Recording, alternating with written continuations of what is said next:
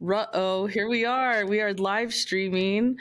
This is the Red Nation podcast, Ask Me Anything 2.0. It was so fun the first time that we thought we'd do it again. This is where we answer questions from our patrons on Patreon, and we invited the public. So if you would like to ask any of our podcast hosts questions, sign up for our Patreon for as little as $1 a month, and we'll do one of these every once in a while. But also get extra bonus content, extra episodes of the Red Nation podcast. Thank you all for coming. I know on the flyer we advertised that it was going to be Nick Estes, Melanie Yazzie, and Jen Marley. What years is it? 2003, where Jim Carrey's the special surprise guest at the Kids' Choice Awards. Because I'm here, Justine's here, unannounced. Thank you all for coming. Before, I don't know, I don't have an agenda for this. Do people have any opening thoughts before we get into it?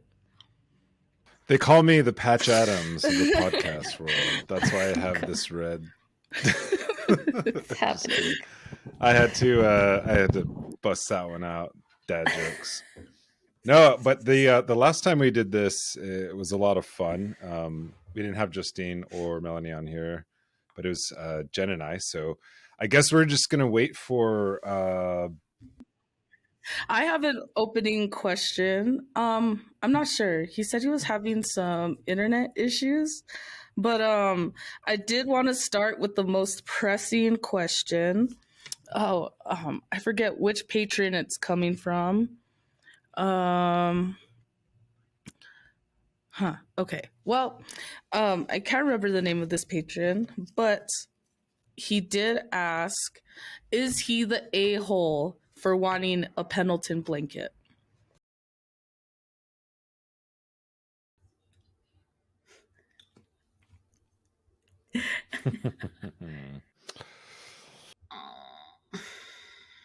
It depends on who you are.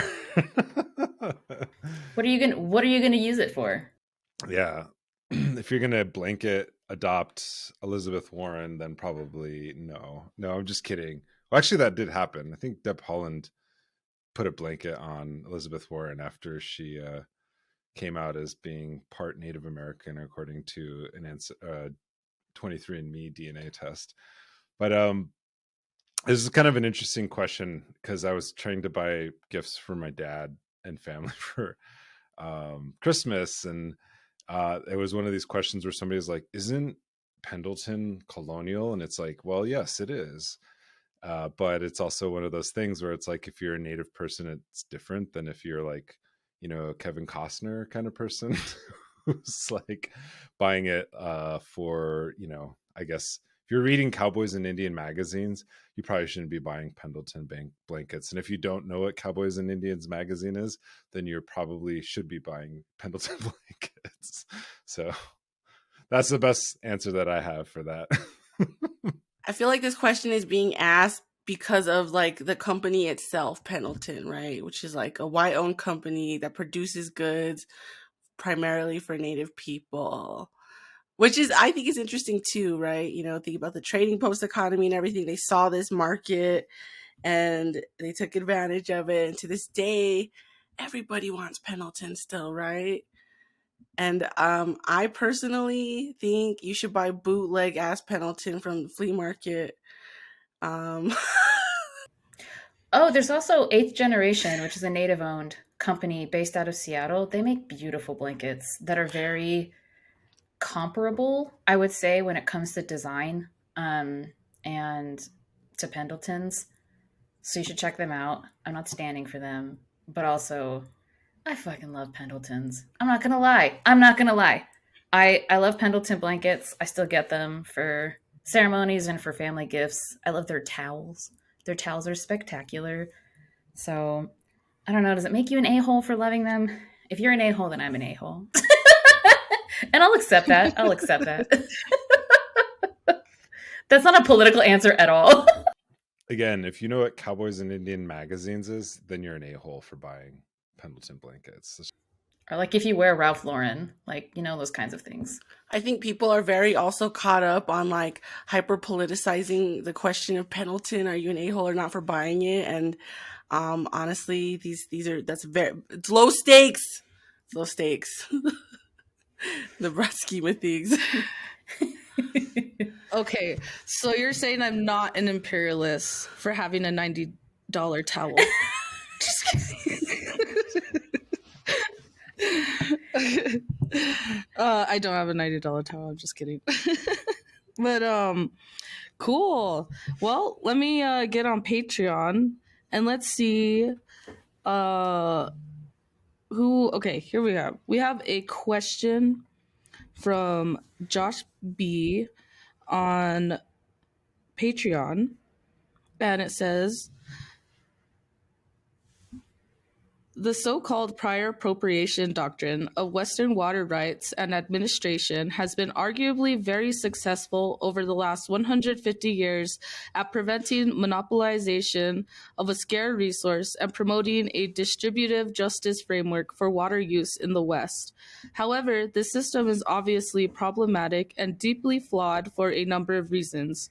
Not least among them is its history between tribes, states, and the federal government, as well as its reliance on locking principles of property.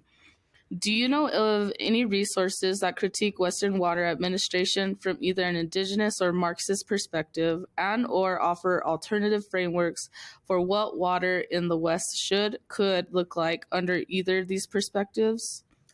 That was kind of a long one. And does anyone have anything off the bat? Or do you want me to repeat anything? I feel like that's a Melanie question because that seems like in response to you guys' episode on water. I'm trying to remember what the article was, but Andrew Curley, who is a Diné scholar based out of the University of Arizona Geography Department, published a really great article. I believe I forgot the title of it. I apologize, but it was about the adjudication of the Colorado River from a Navajo perspective. I have also written about it. I published an article in 2013 in Wichazoshaw Review, which is it's called Unlimited Limitations, and Wichazoshaw is like the oldest, I think, Native Studies journal. Typically has a more political commitment when it comes to the content that's published in that. So I wrote about that in response to kind of a popular uprising in the Navajo Nation in 2012 about the Little Colorado River, the adjudication and the settlement process. And that has a strong critique of colonialism and kind of looks at water from a perspective that's advocating for Navajo sovereignty and an anti-colonial perspective. So there's that. I'm trying to think. There was one other. Sometimes High Country News publishes really good pieces, analysis about water rights and water settlements in the West. Sometimes from an Indigenous perspective, not necessarily from a Marxist perspective. That's what's coming off the top of my mind. I'm also going to be.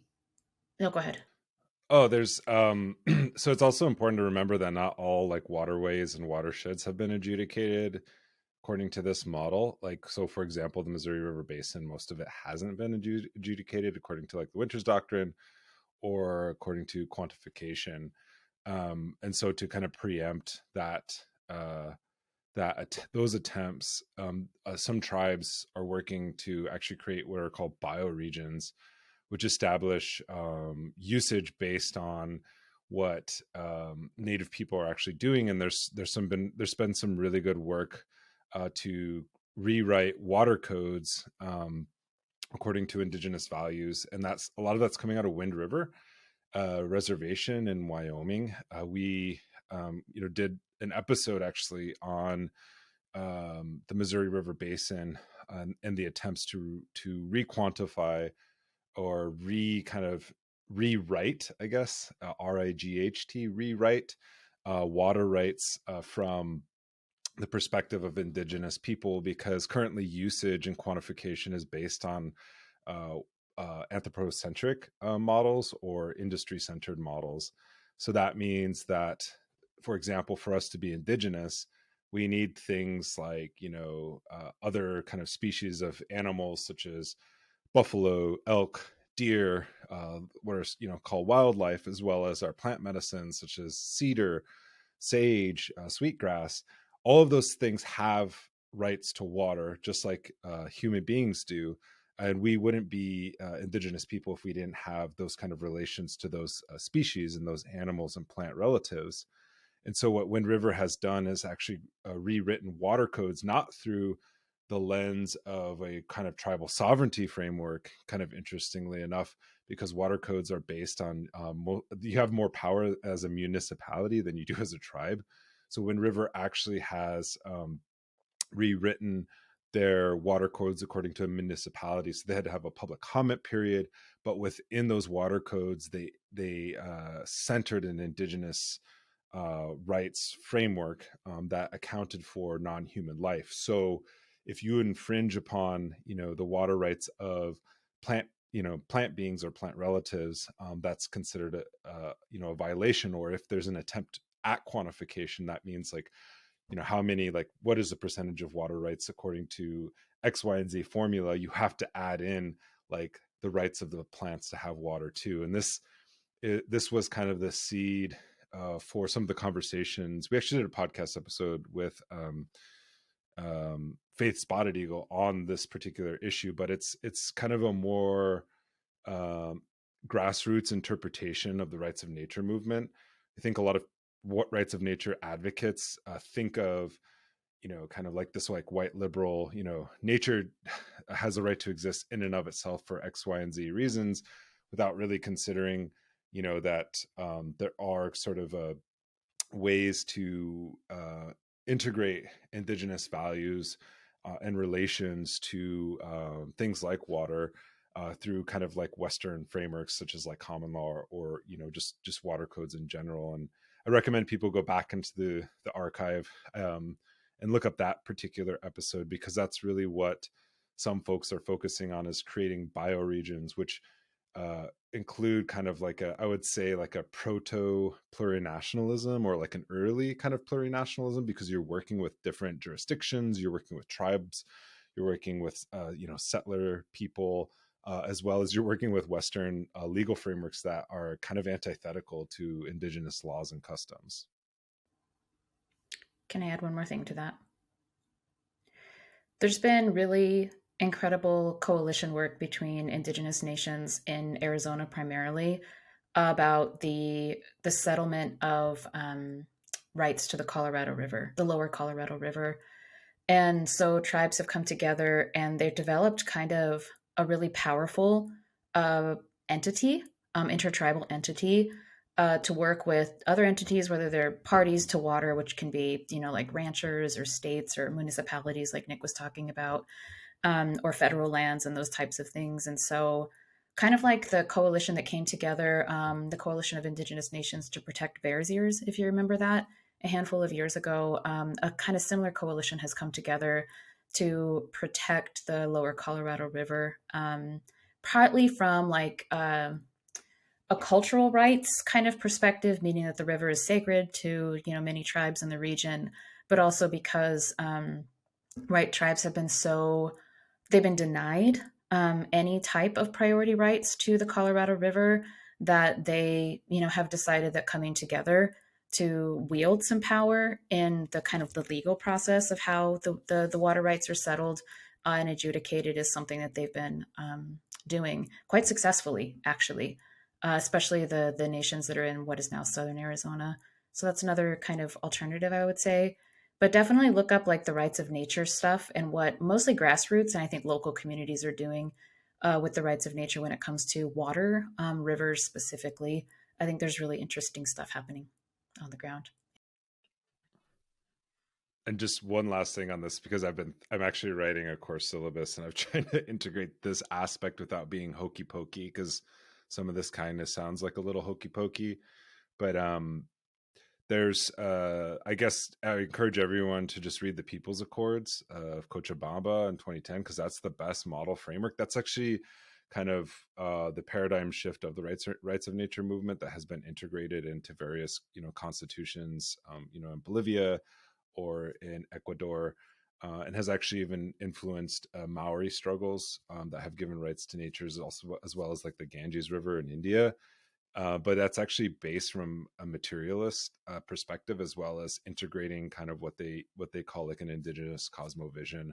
And I think that still stands today as far as like what the model people are using, even here in Minnesota, and like in northern Minnesota, like White Earth and the Line 3 struggles in Anishinaabe rights of Menomin is very much related to that rights of nature movement.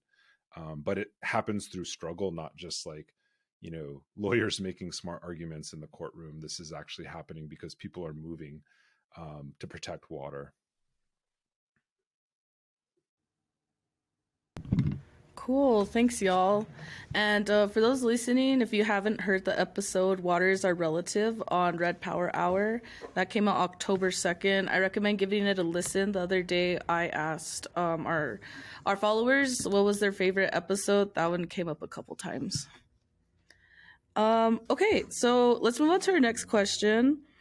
Next one is from our patron, just G. Y'all are incredible. I'm sure many of your listeners, including myself, work in the nonprofit industrial complex. In this ecosystem, we oftentimes hear about a just transition. Upon reading the cornerstone text, I'm left wondering, what is the difference between a just transition and socialism? Have you all come across the just transition framework? And if so, what are your thoughts on it? Let's try to keep our responses. I'm not gonna keep them quick. We want to answer as many questions as we can. After we spent 30 minutes answering the question. It was a hefty question. Does anybody? I'll take a stab at it. And I apologize for just jumping right in. The men go first. No, this is actually something that I've also been thinking about, because just transition isn't a bad thing, but I also think of like, maybe I'm a stagist as a Marxist, but I think of stages. I also think of like Kim Stanley Robinson's book. What is that called? Something of the Future. I don't know, the newest book that he came out with, but it's a very kind of like stagist argument about like addressing climate chaos. And I believe that like just transition is kind of one of those things where it's kind of like social democracy, like Brazil like can elect somebody like Lula, who appoints like environmental ministers that actually protested him in his last administration, but he appointed environmental ministers who are very social they're social democrats. Lula himself isn't a communist, he's a social democrat, right? But he can kind of usher in an era or the kind of conditions for transition that make it possible and give more room for things such as like the MST, more kind of like communist with the small c kind of movements to push for anti-capitalist or even socialist kind of futures. And so in some ways, I think socialism is a transition phase, but it's like I would say it's a higher phase than like social democracy, because social democracy is something that keeps in place that kind of capitalist marketplace to kind of invest responsibly, because that's where sadly we're in the first world, we're in this kind of like NGO world that dominates like how we view things, and people think that change can only happen through the Congress or the Senate, and that's a very slow change. But I don't even think that the just transition framework is actually feasible in this moment in time, because none of the politicians actually answer to social movements, right? And the current model of NGOs is just about advocacy. It's not about actually like change. So I'm a little bit pessimistic on that realm, but I think that there's possibility that it could change.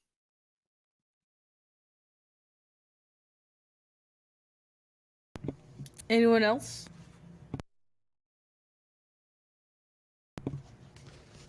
All right. Thanks, Nick. Next question we have from our patron, Daniel Kahn. He asks, my sister and I have been discussing for a couple years about returning any inherited land back to the Kalapuya tribe. Do you have any tips on approaching tribes to build a relationship or start dialogues? Most tribes have a website with contact information. You could totally, like, shoot them an email, probably mail them something, maybe. They're not totally inaccessible, but yeah. Or like go to their tribal offices. Just go, like, oftentimes working with tribes, going in person is also a really good way to go, honestly. And just be just go walk up to whoever the receptionist who's going to receive you and be like, "Hey, I want to return some land to the tribe." Who do I talk to? And they'll set you in the right direction. I'm not kidding. Like, you literally could do that and it'll probably work out just fine. And then record it and we'll post it on our Twitters. Yeah, that would be dope.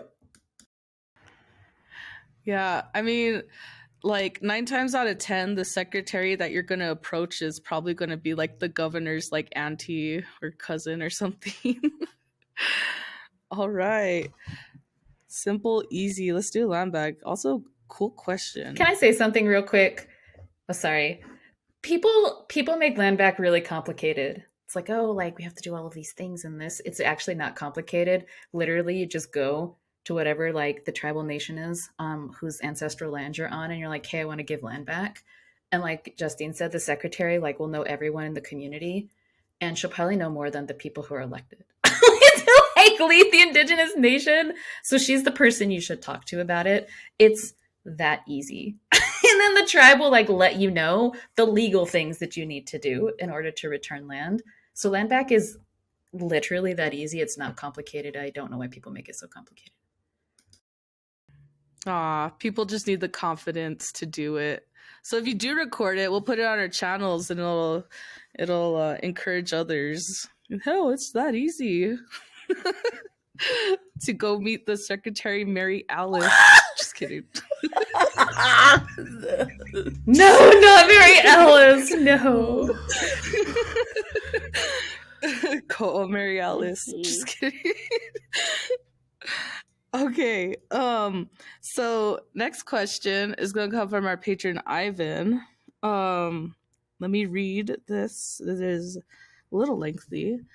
So okay. Says, hi, thanks for taking my question. I like to hear your thoughts, both of you, on I don't know how to pronounce this. Ginew, Ginew, the native-owned clothing company selling Native Americana in the form, for example, a $600 denim heritage coat, a $700 denim Thunderbird coat. It looks like nice stuff for sure, but I question the marketing of such products that seem to me a commodification of symbols and heritage that I understand to be sacred. But is it okay if Indigenous people do this? And if Jinyu, as compared to, say, NTVS, another clothing brand, who seem like a more contemporary and radical native wear and lifting up icons like Jim Thorpe and the land back movement rather than peddling heritage or wear with spirit like Genu? Or is that just capitalist bullshit? Or is it like we all need to make a living in this despicable system and nothing is sacred? Genu and NTVS seem like such different entities, but are they merely two sides of the capitalist coin? Genu seems like it's selling to white, affluent hipsters, whereas NTVS seems like it's selling more affordable gear to a more radical group. And I did see an NTVS logo on an episode Reservation Dogs, for what it's worth. I'm a non-Indigenous person, and thus I do not know what it's like to not have positive representation in fashion and media. I think fashion is important, but I cringe at the thought of a $600 denim jacket infused with spirit versus, say, a $5 patch from NTVS that says Custer had it coming. Full disclosure, I purchased the latter because, well, he did. Thank you so much for your time and all that you do, Ivan. It's a pretty legit question. Here's what I say. The second your own people can't afford what you're selling, who are you doing it for? It becomes obvious. Like, it's pretty easy to tell. Yeah, I don't know. I think it's pretty obvious when stuff is being sold, like, with the intention of somebody actually, like, just trying to make a living and somebody, like, first of all, how can you establish a brand like that coming from nothing or humble roots? Like, no, nah. These are people who are appealing to a rich patronage. Because who can afford that? Who can afford $7,000 shirt or $700 shirts? Like, certainly not the average Indian. So yeah, capitalist. I think it's it's common. We're seeing the rise of native entrepreneurship, girl boss capitalism, and this is something that's always gone on. Like, this is the very nature of the Indian art industry. This isn't new. I think maybe a non-native audience is kind of seeing it for the first time. Kind of like you mentioned with things being shown in res dogs, or things kind of being more accessible. But this is how it's been for generations now, honestly. Yeah, I think it's just like being Indigenous doesn't make you anti-capitalist or a good person. Like, I think that's actually racist to assume that just because it's Indigenous, it's good, or like somehow sustainable. Because there are a lot of industries that Indigenous communities are forced to participate in, or businesses that Indigenous people have no other avenue but to participate in, like casinos and gaming, that are not good. I don't think anyone's like holding them up as like the kind of shining example, but I also just think it's like one of those things. It's like, surprise, Indigenous people participate in capitalist marketplaces. Like, let's move on. Like, let's move on from that conversation, because I'm not just like somebody who's like pro-Indigenous everything, because that's a very surface level of politics. And yeah, I mean, I think Jen has the best takes on those things. I don't know what to say. I don't really like. I wish I had like some N7s or something, like Nikes, but their shoes are too narrow for my feet. It's like, you guys don't even have like flat-footed versions of these. Like, most of us are flat-footed. We got big old Indian feet. But anyways, I wish I didn't care so much about art or have takes about it. But like, yeah, no, because it is identity politics, right? That's what they're selling. The representation. It's gross. I don't care to be represented in that way. I think it's vile. But it looks like you want to say something, Melanie. Oh, I just wanted to say that, like, this trend in Indian country of promoting native entrepreneurs, and like the notion that maybe creating like an Indigenous middle class is going to be like the cure for poverty, or like the ills of capitalism in reservation communities or just like Indian country.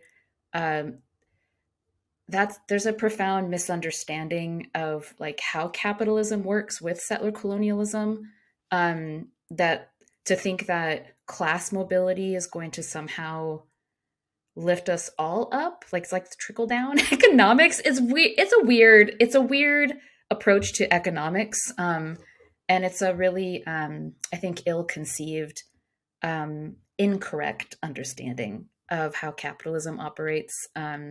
So I don't know, someone makes a pretty jacket, like, that's cool, but I don't think we should think that that person is doing something decolonial or like particularly progressive when it comes to alleviating poverty or any of those types of things. Final thing, Indian art is very rarely decolonial.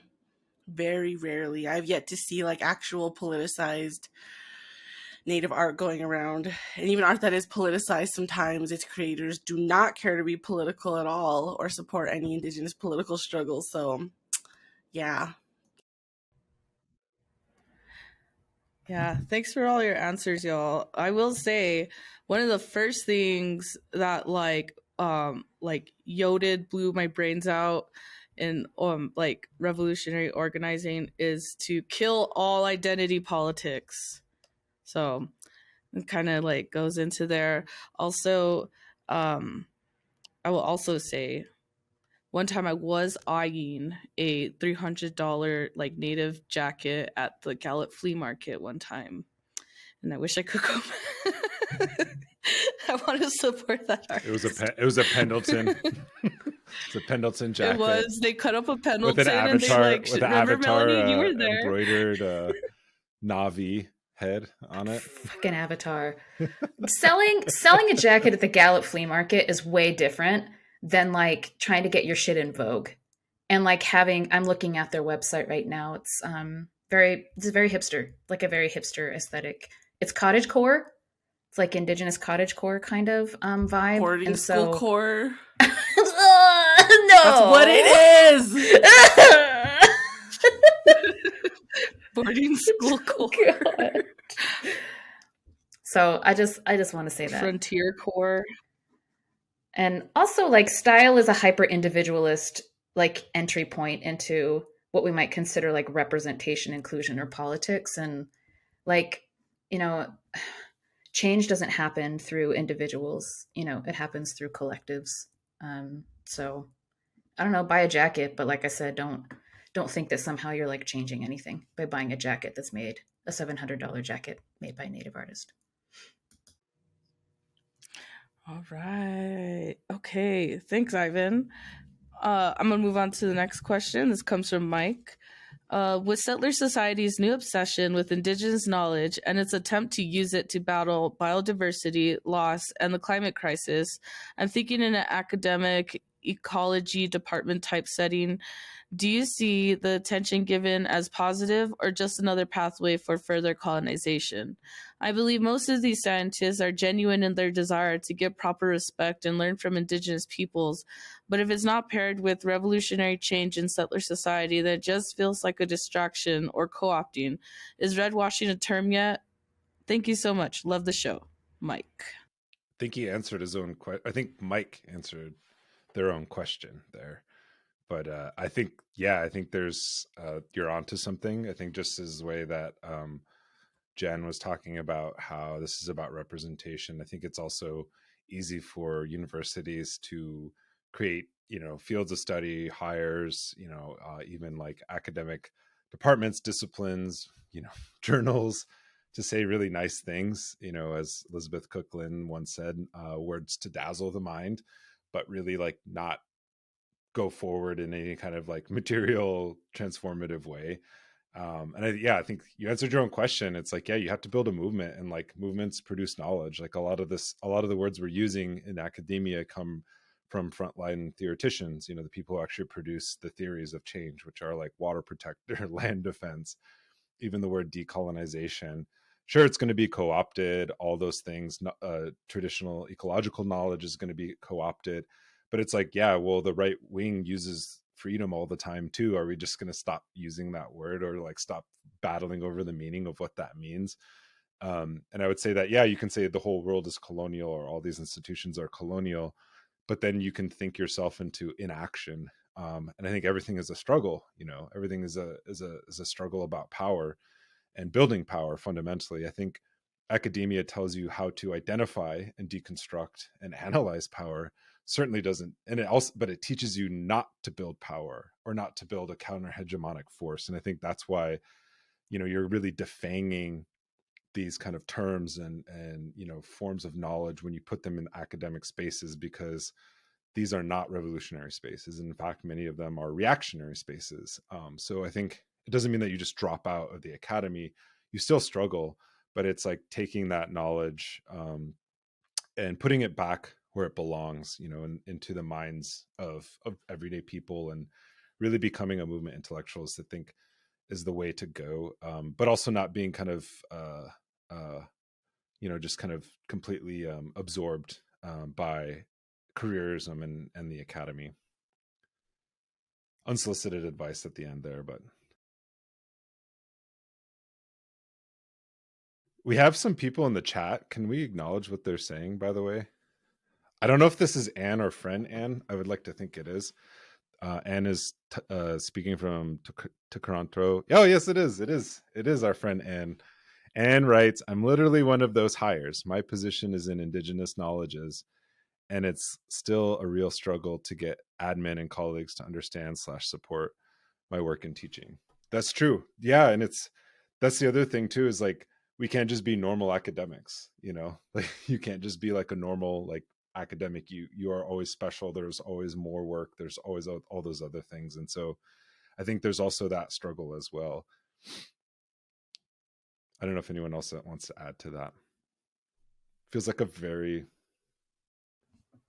like also a question about identity politics, like when well-meaning environmentalists seek out indigenous knowledge, they're expecting to hear some kind of yoded out metaphysical, like spiritual solution or something. And when we politicize it and we remind them that it's like scientific and that it's real, they become uninterested. And especially when we mention socialism and Marxism, suddenly they're not so interested in indigenous ideas and means of way of applying our knowledge to their field. But also, redwashing is a term. It's a common thing we deal with in the academy. It sucks.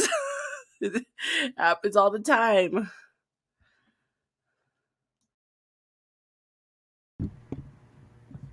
Melanie, do you have anything to add? I was going to say something quippy, but I already lost my train of thought. But I don't know, like, who wants to do indigenous knowledge in the academy? Like, the indigenous people who are in the academy, like you, Anne, like me, like Nick, like Jen, like, it mostly just sucks. Honestly, it's just like a constant struggle. And it's like a struggle to nowhere to like, you know, try to assimilate these things or like make them matter in these spaces. I think instead what like Native studies programs or Indigenous studies programs, the best ones historically have done is we're here to like provide resources and opportunities for Indigenous knowledge to flourish, period. Whether it's like cultivating relationships with students or like going out into communities, publishing community-based work, right? Those types of things, the association we have with the institution and how that can help our help people, just like our people who are producing the knowledge, whether it's on the front lines of movements or just like, you know, water protectors who are just out, you know, planting rice or whatever, for example. Those folks are the ones who actually carry the knowledge and reproduce the knowledge. I think we're just here to kind of facilitate the regeneration and the reproduction of that knowledge. And for the most part, I do a lot of work keeping knowledge out of the hands of the academy, actually, just because the academy really distorts Indigenous knowledge, whether it's Indigenous knowledge that has been politicized in front lines or like language bearing knowledge, for example, or cultural practitioners. So what am I trying to say? I'm trying to say that like, unless you're just like going to do like real land back for Indigenous people and you're going to give the resources to people, Indigenous people, to like stay where they are and not have to move like across the country to some academic institution to produce knowledge, but you allow them to produce knowledge with the land itself, which is like the basis of most Indigenous knowledge. And you give land back so that Indigenous people can reproduce even more knowledge and like co-parent or like co-educate with the land, with their community, then I'm not really sure that, you know, extrapolating or extracting that knowledge from them and then putting it into some sort of like normative ecology framework is even remotely useful for anybody except the people trying to make their career off of the publishing of that knowledge. That's just true because we live in a colonial context. And so you can't ignore, you know, you can't ignore the inequity in terms of like access to resources when it comes to knowledge production.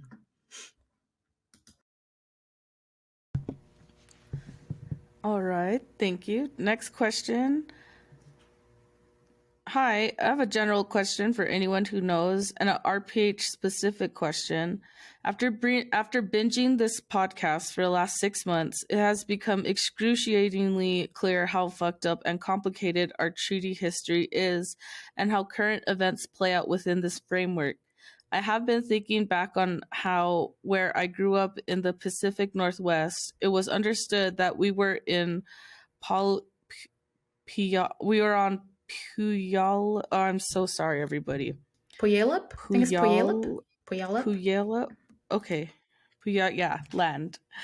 Mostly we knew this through the context of smoke shops and fireworks stands because they would usually sell cigarettes to 16-year-olds and everyone knew you could get illegal fireworks on the 4th. Now the small shops are mostly gone along the highway, but the casinos are bigger and bigger properties have dramatically expanded. To be clear, I love this for the tribe take all that white gambler money, winky face. So my question is, where does this middle ground of land ownership and ability to buy more exist legally? It's not a reservation isolated on its own, but the Puyallup tribe and the town seem to have more integration legally. I don't know if this is common or not. But it just occurred to me that this was confusing growing up, and I didn't really know how to ask anyone.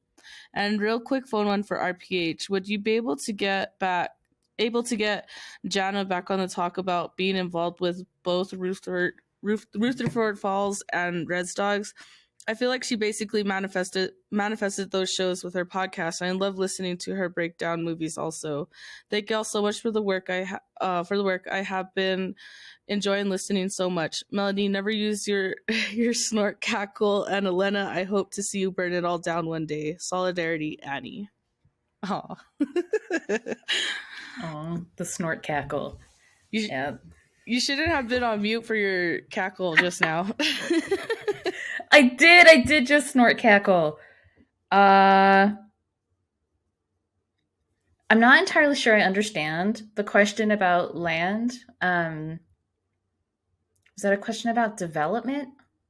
Because Puyallup is like right in Tacoma, if I remember correctly. I spent the spring in the PNW, and I went to that casino. It's a dope casino, by the way. But it's like right off the interstate, and it is like right next to downtown Tacoma. I think if that's Puyallup, if I have that correct. But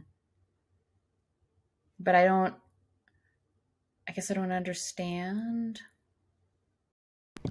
Yeah, I'm rereading the question. I'm not sure I understand either because it says, where does this middle ground of land ownership and ability to buy more exist legally? It's not a reservation isolated on its own, but the Puyallup tribe and the town seem to have more integration legally. I don't know if this is common or not. It just occurred to me and this was confusing. Oh, so like the status of land that might be construed as indigenous or like under the jurisdiction of tribes, I think is what this person is asking. That is super complicated. There are lots of different categorizations of land that comprise what is known as Indian country. And sometimes tribes have had to purchase private land, and other times that land has been conferred through trust. And it's actually like super complicated. I don't know a lot about that history, and I don't know anything really about the history of Puyallup land, and how that tribe has been able to acquire land to like build on it, like the casino, for example. But I'm trying to think of like a good primer on the different definitions of land and like how land is acquired and or taken care of when it comes to Indian country. Because Indian country refers to like all of the lands essentially that quote unquote belong to or like are considered to be indigenous or like tribal nations have jurisdiction over. Nick or Jen, do you have anything better to say? Like something that's clearer than me? I guess it sounds like you're kind of looking at the way you kind of can't tell where the tribe starts and the town ends, and it is not uncommon for tribes to kind of look like that or to even develop like what would look like a town of their own, right? Like Pocky Pueblo comes to mind locally when I'm thinking about that. It's also not uncommon for a tribe to even buy a business or to own or have a business like within a town, right? And it's it's complex, the way the demarcation of land works and zoning works. Sometimes it is land the tribe bought, sometimes it's land that they want back that exists in the middle of a town maybe or a city. Sometimes it's there's so god, yeah, there's a lot. There's a lot. It could be a lot of checkerboarding in the land where little plots belong to multiple dozens of different entities. Like it's pretty complex. Yeah. Sometimes it can be like one little city block that belongs to a tribe, you know? Yeah. Santa Clara is checkerboarded with Espanola. Yeah, I just have one thing to add to that, and that was just the buying fireworks thing. It reminds me of Joe Dirt. Has anyone seen that movie? when That's Adam exactly Beach, what I thought. yeah, when That's Adam Beach Beach's plays, best character. yeah, Kicking Wing. He's like, "Hey man, you got to change your name from Kicking Wing to Kicking Ass." You're not just an Indian, you're kicking wing. All right? And one day you're going to be Kicking Wing Animal Doctor. And then you should change your name to Kicking Ass. I would. That was the best representation we've ever had in Hollywood, period. Yeah. You're gonna stand there owning a fireworks stand and tell me you don't have no whistling bungholes, no spleen splitters, whisker biscuits, honky lighters, hoosker doos, hoosker don'ts, cherry bombs, nipsey daisers, with or without the scooter stick, or one single whistling kitty chaser. So I googled it real quick. Okay. So we're okay. Next question comes from